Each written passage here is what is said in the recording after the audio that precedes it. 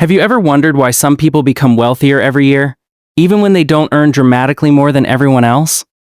The answer isn't a secret investment or a hidden business strategy. It's something much simpler. The wealthy don't just know what to buy, they know what not to buy. Every unnecessary purchase may seem harmless in the moment, but over the years, those small decisions can quietly cost tens of thousands of dollars. Today, we're revealing 7 purchases that many financially successful people avoid. And the last one might completely change the way you spend money. Welcome to Capital Science. Let's begin. The first mistake is spending money to impress people who probably won't remember your purchase next week.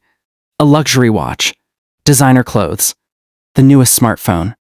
None of these things are bad on their own.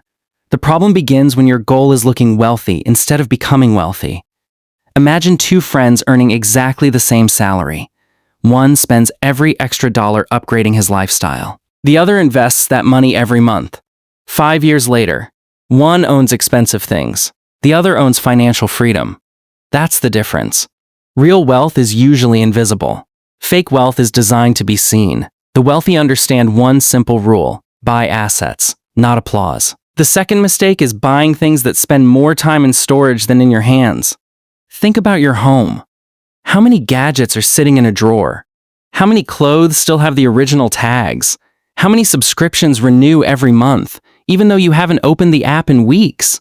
The truth is, we rarely buy products. We buy the promise behind them. A promise that this purchase will make life easier, make us happier, or somehow improve our future. But once the excitement fades, reality returns. The product stays. The money is gone. Now imagine spending just $100 every month on things you barely use. That doesn't sound like much, but over 10 years, that's $12,000. Money that could have been invested.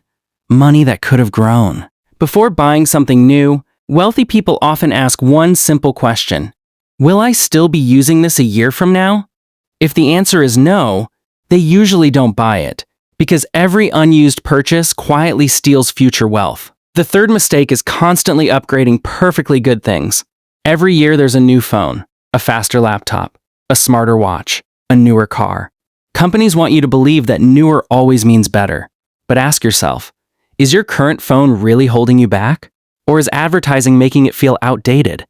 Many wealthy people don't replace things because they're old. They replace them only when they stop creating value. That's a huge difference.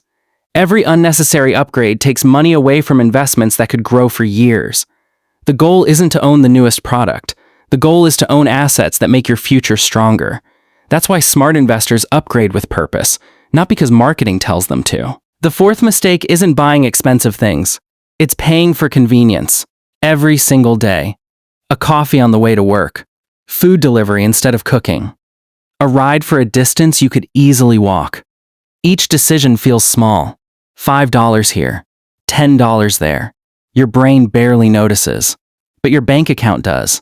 Spend just $10 a day on unnecessary convenience. And by the end of the year, that's more than $3,600.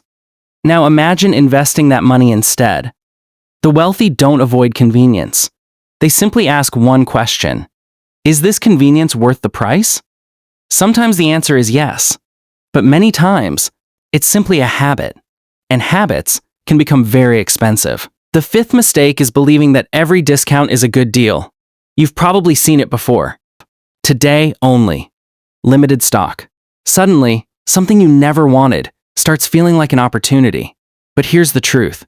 If you spend $100 on something you never needed, you didn't save $100. You spent $100. Retailers understand one simple fact. People fear missing a deal more than losing money. That's why flash sales create urgency. They want you to decide emotionally instead of logically.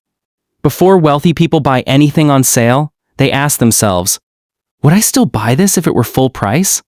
If the answer is no, they walk away, because a discount doesn't create wealth. Keeping your money does. The sixth mistake isn't using a credit card. It's carrying debt for things that lose value. A vacation, new clothes, the latest gadgets. They bring excitement for a few weeks, but the payments can last for years. Interest is one of the most expensive things you'll ever buy. Imagine carrying a $3,000 credit card balance at a high interest rate.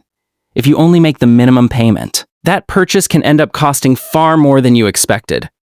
That's why wealthy people use debt differently. They borrow to buy assets that can grow, not liabilities that keep shrinking. Before using credit, they ask one simple question: will this purchase make my future richer or my future more expensive? That single question has saved countless people from years of unnecessary debt. The biggest mistake isn't buying expensive things. It's buying things to impress people. Many people spend money chasing a lifestyle they can't afford, hoping others will notice. But here's the truth. Most people are too busy worrying about their own lives to think about yours. The wealthy understand something different. Money isn't for showing off.